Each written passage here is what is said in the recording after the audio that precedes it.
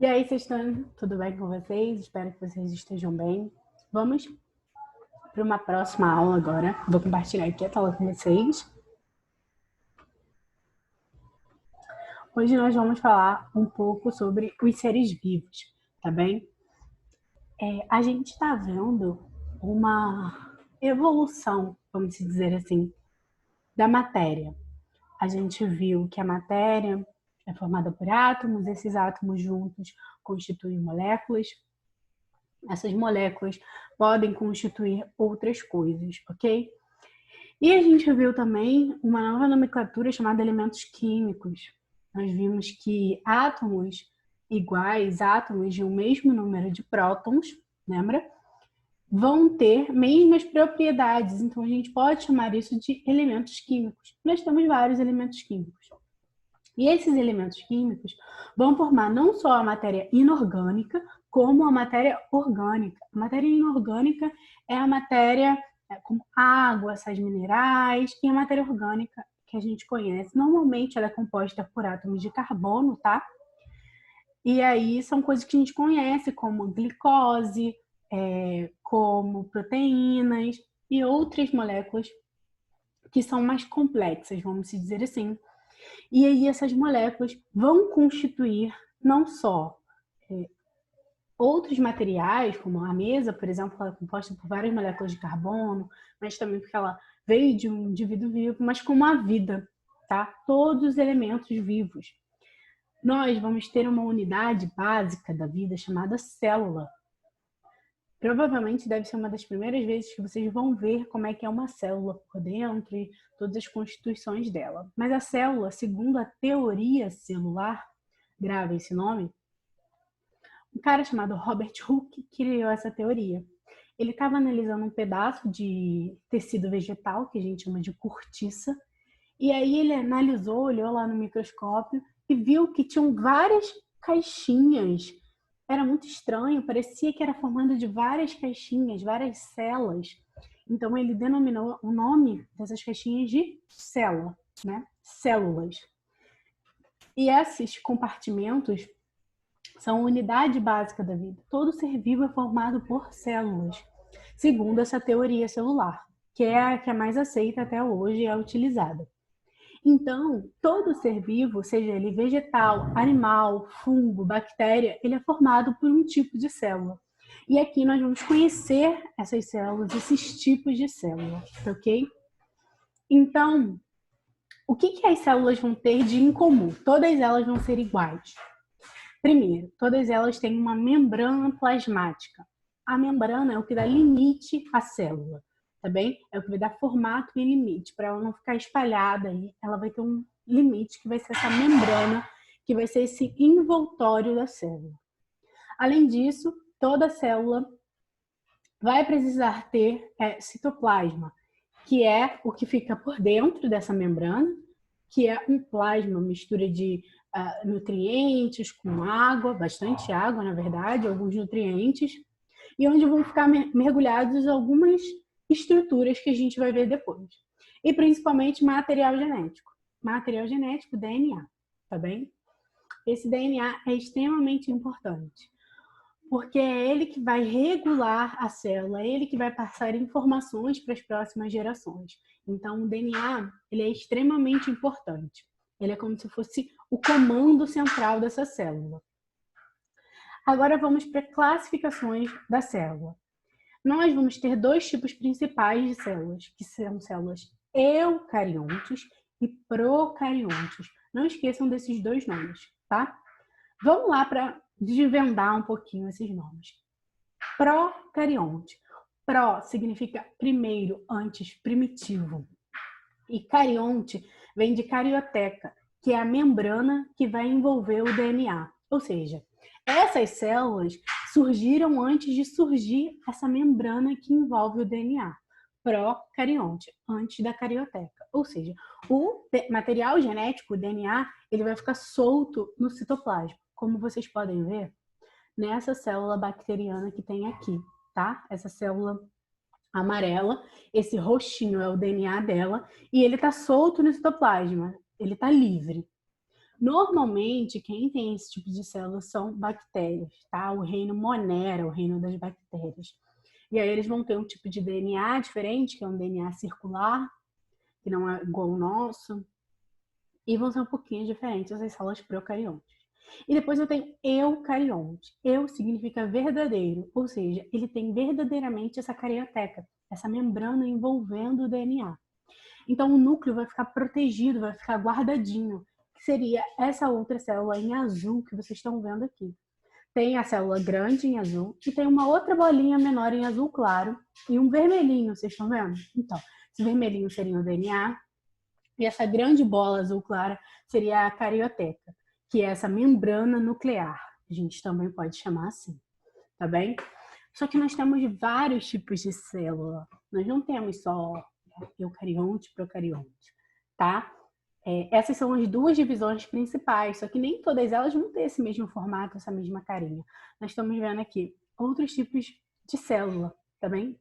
Esse daqui, se eu não me engano, é um protozoário, sim, é um protozoário.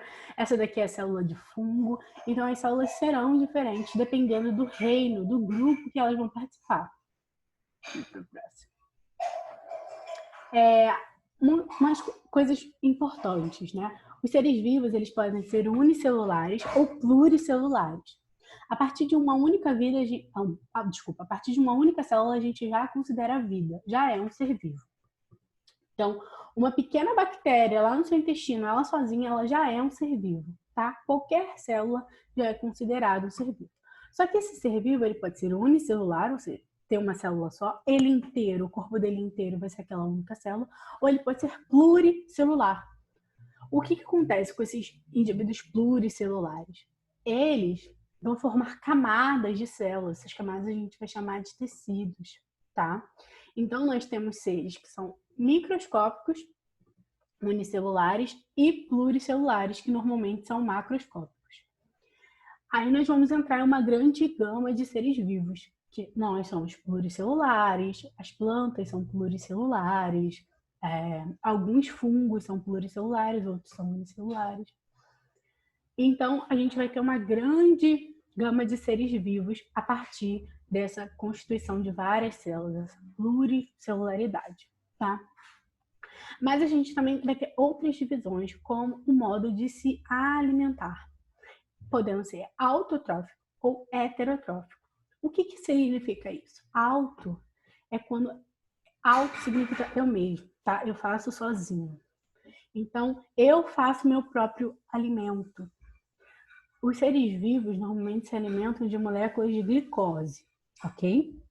Então, quem vai fazer esse próprio alimento? Seres que fazem fotossíntese, na maioria, plantas e algumas bactérias, algumas algas, tá? Algumas algas grandes e microalgas. Então, a gente tem plantas, algas, microalgas e alguns tipos de bactérias. Eles são autotróficos porque eles vão realizar processos ou de fotossíntese ou de quimiossíntese. Vão sintetizar o próprio alimento.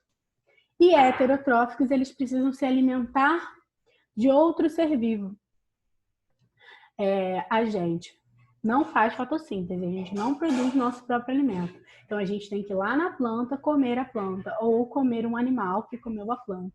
E aí a gente entra na ideia de cadeia alimentar. Vocês já devem ter visto quando eram lá do Fundamental 1, que a gente vai alimentando um animal do outro, um ser vivo do outro, para poder chegar nessa fonte, que sempre serão os produtores, aquela base da cadeia alimentar. Serão plantas, algas ou algumas bactérias que fazem fotossíntese, tá? Então, esses seres vivos que fazem fotossíntese são chamados de autotróficos. Os que comem outros seres vivos que não produzem um próprio alimento, eles precisam comer outro ser vivo para se alimentar, são chamados de heterotróficos, tá? Aí, como a gente já tinha visto, eu já tinha falado com vocês, conversado, mas aqui tem uma imagenzinha legal, nós temos o coração. E aí tem um zoom nesse coração, né? Primeiro nós temos o sistema circulatório todo, com o coração e os vasos sanguíneos. Depois nós temos o coração aqui. E depois dá um zoom nesse coração e aparecem várias células que a gente viu, Então, esse daqui é o tecido cardíaco. Essas célulazinhas são as células musculares do coração, tá? Desse músculo cardíaco, miocárdio. Então, essas células musculares, vocês estão vendo que juntas, grudadinhas, elas vão formar o quê? Um órgão, o coração.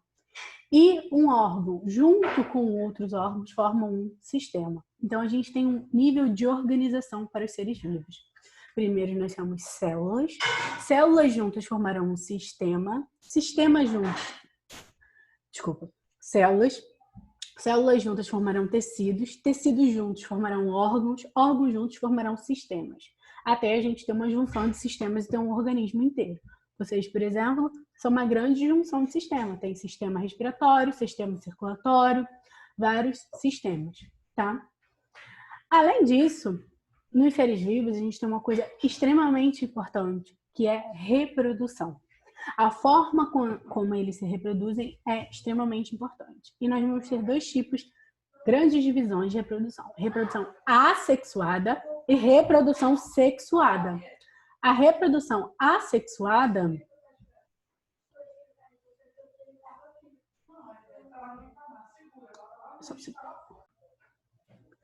voltamos, vamos lá. Só um segundinho. E aí, voltamos a falar, nós temos tipos de reprodução. Nós vamos ter reprodução assexuada e reprodução sexuada. A reprodução assexuada, ela não envolve uma troca de material genético. Ela não envolve uma célula especializada em reprodução, que é o que a gente está mais acostumado. A junção de uma célula especializada com uma reprodução com outra, na qual o material genético se funde. Essa seria a reprodução sexuada, que é a que a gente está acostumado a ver nos outros tipos de animais, que acontecem com a gente também.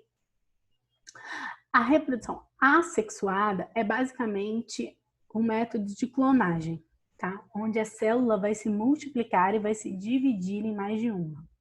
Isso acontece por bipartição, que é o primeiro exemplo que vocês estão vendo, ou divisão binária, ou por brotamento, que é o segundo exemplo que vocês estão vendo aqui na apostila.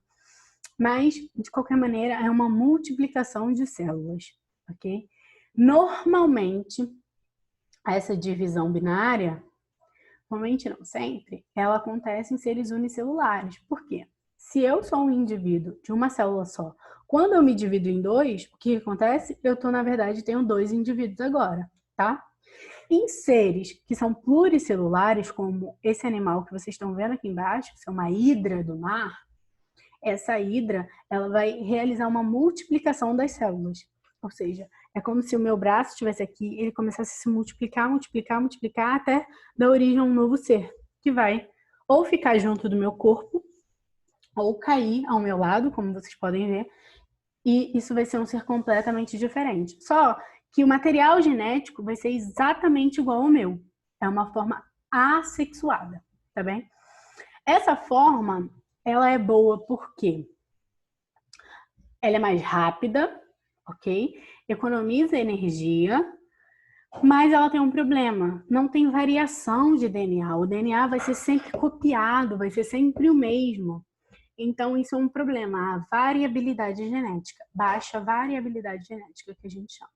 E agora nós temos a reprodução sexuada, que envolve gametas, que são células especializadas. Na espécie humana, a gente tem espermatozoide e óvulo, tá bem? Em outras espécies, a gente vai ter outros tipos de células especializadas. E aí essas células vão se encontrar, vão se juntar, os seus materiais genéticos serão misturados e vão formar um novo indivíduo. É isso. Esses são os seres vivos.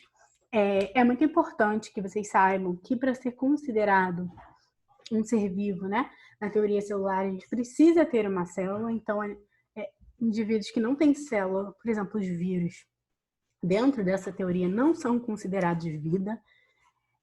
Outras coisas importantes. É importante ter uma reprodução independente, é importante ter um material genético próprio. capacidade de passar esse material genético para frente. É importante ter um metabolismo, que pode ser autotrófico ou heterotrófico, é a forma que a gente utiliza de alimentação. Então, tudo isso vai caracterizar um ser vivo. E é uma célula por si só, já que ela é a unidade básica da vida, tá bem? É legal falar para vocês também, tem até aqui a imagem da minhoca, existem seres vivos que vão ser dioicos, ou seja, um macho e uma fêmea, mas isso quando a gente já está falando de seres vivos complexos, que tem vários tecidos, são pluricelulares, né? Que a gente consegue separar machos e fêmeas, ou hermafroditas, que vão ter gameta masculino e feminino dentro do próprio indivíduo. A minhoca é um exemplo disso, tá bem? A minhoca, ela vai ter gametas masculinos e gametas femininos num único indivíduo.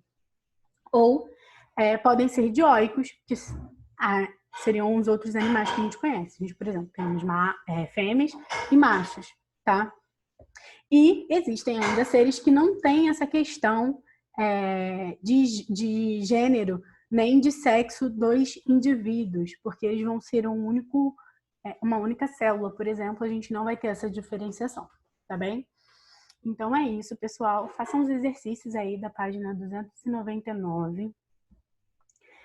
Esqueci de falar uma coisa lá no início, que é bem importante. A gente começou aqui no Os Seres Vivos, que é a página 294, tá bem? Então, tem até uma matéria antes, mas vocês vão dar uma pulada, vão vir para cá, para 294, vão assistir essa aula, vão fazer esses exercícios e depois a gente volta para aquele assunto, tá bem? Um beijo, espero que vocês fiquem bem. Até mais. Tchau.